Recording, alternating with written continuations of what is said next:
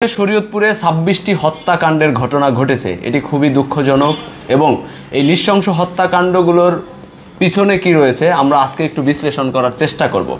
দেখেন, গত ৮ মাসে ২৬টি হত্যাকাণ্ডের ঘটনা ঘটেছে। এটি আমরা বিভিন্ন পত্রিকা বিভিন্ন মাধ্যমে জানতে পেরেছি। গতকালকেও কয়েকটি গণমাধ্যম আমাদেরকে এই ধরনের তথ্য দিয়েছে।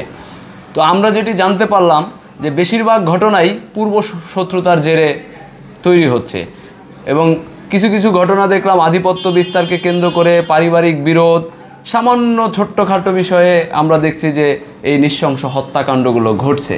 ধরেন, এই যে ছোট ছোট ঘটনার কারণে মানুষের জীবন নেওয়াটা এটা খুবই দুঃখজনক। কতটুকু সামাজিক অবক্ষয় হলে, সমাজ কতটুকু ভঙ্গুর অবস্থায় গেলে, ন্যায় বিচার কতটা রাজনৈতিক শক্তি দ্বারা প্রভাবিত হলে এই ধরনের ঘটনা ঘটে। আমরা যদি মোটা দাগে বলি তাহলে শরীয়তপুর সদরে 5টি হত্যাকাণ্ডের ঘটনা ঘটেছে, যার মধ্যে 4টি ছিল ডাকাত একটি ডাকাতের দলকে আপনারা জানেন গত কয়েকদিন আগে সেই ডাকাত দলের 4 জনকে গণপিটুনি দিয়ে বিভিন্ন জায়গায় হত্যা করা হয়েছে। এবং আমরা যেটি দেখেছি যে নড়িয়াতে 3টি, জাজিরায় 5টি, ভেদেরগঞ্জে 4টি, গোসাইরহাটে 5টি এবং সখীপুর থানায় রয়েছে 4টি। তো এই সমস্ত ঘটনার বিশ্লেষণ করে আমরা যতটুকু জানতে পারলাম যে সামাজিক মূল্যবোধ এবং আইন শৃঙ্খলা বাহিনীর নিষ্ক্রিয়তা সবচেয়ে বেশি দায়বদ্ধ এবং আমাদের সামাজিক রাজনৈতিক যারা কর্মী রয়েছেন, গণতান্ত্রিক আন্দোলনের কর্মীরা রয়েছেন, তারাও কিছুটা দায়বদ্ধ। তাদের সামাজিক ন্যায় বিচারের যদি তারা দায়বদ্ধ থেকে তাদের কার্যক্রম পরিচালনা করতো কিংবা সমাজকে প্রভাবিত করত, তাহলে হয়তো আমরা এই হত্যাকাণ্ডগুলোর ঘটনা দেখতাম না।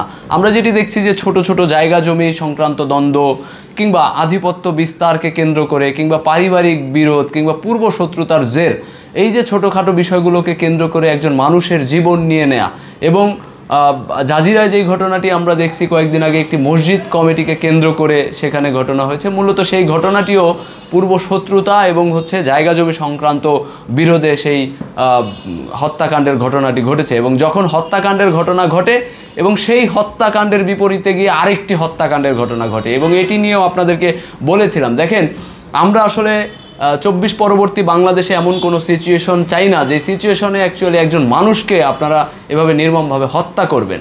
তো এই ধরনের কোনো পরিস্থিতি ঘটেনি। তারপরেও আমরা দেখেছি প্রত্যেকটা হত্যাকাণ্ডের পরেই রাজনৈতিক প্রভাব সেখানে রাজনৈতিক প্রভাব দ্বারা সেটিকে ন্যায় বিচার থেকে বঞ্চিত করা হয় এবং ন্যায় বিচার না হওয়ার কারণে, সমাজে ন্যায় বিচার প্রতিষ্ঠা না হওয়ার কারণেই কিন্তু পরবর্তী ঘটনাগুলো আবার ঘটে।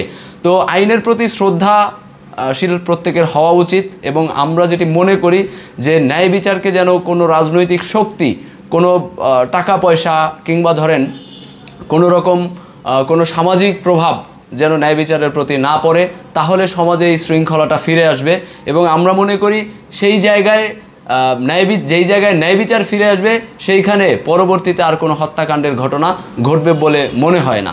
তারপরও সামাজিক এই বিশৃঙ্খলা থেকে মুক্তি পেতে আমি শরীয়তপুরবাসীকে অনুরোধ জানাবো, আপনারা যে কোনো ঘটনা ঘটলে অবশ্যই শান্ত থাকবেন এবং ধৈর্য সহকারে সেটিকে মোকাবেলা করবেন। যে কোনো ঘটনা ঘটলে আগেই আপনাদের ডোপামিন রিলিজ করবেন না, যেন এই যে মারামারি, হানাহানি কিংবা আপনার এই যে হত্যাকাণ্ডের মতো ঘটনা এটি না ঘটে।